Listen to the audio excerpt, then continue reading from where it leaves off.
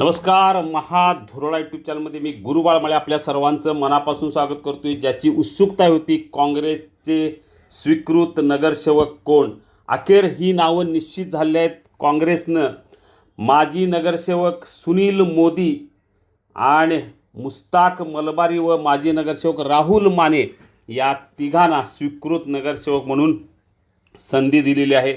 अनेक नावांची चर्चा होती आणि या चर्चेत अखेर काँग्रेसनं 3 नावं निश्चित केलेली आहे. सुनील मोदी हे शिवसेनेचे शहर प्रमुख आहेत. त्यांनी माघार घेतली होती. आमदार सतेज पाटील यांनी शब्द दिला होता, त्यामुळे मोदी यांचं नाव निश्चित झालं.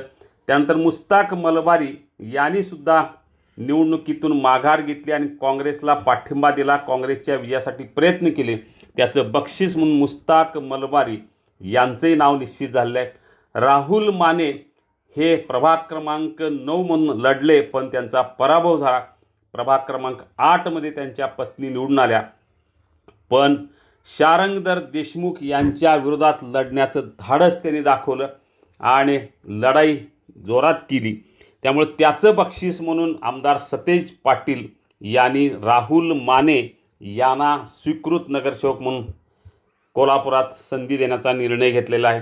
त्यामुळे आता शारंगधर देशमुख यांच्या विरोधात त्याच मतदारसंघात थेट लढण्यासाठी राहुल माने यांचीच निवड आमदार सतेज पाटील यांनी केलेली आहे. यामुळे आता काँग्रेसची 3 नावं निश्चित झालेली आहेत. भाजपची 3 नावं कालच निश्चित झाली. प्राध्यापक जयंत पाटील, सुनील वाडकर आणि विजय जाधव. शिवसेनेच्या नावाभोवती अजूनही चर्चा सुरू आहे. रत्नेश शिरोळकर, प्रसाद चव्हाण आणि इंद्रजित अडगुळे हे 3 नावं आहेत. त्या तिघापैकी 2 नावं निश्चित होण्याची चिन्ह आहेत. जास्तीत जास्त शिरोळकर आणि प्रसाद चव्हाण हीच नावं निश्चित होण्याची दाट शक्यता आहे.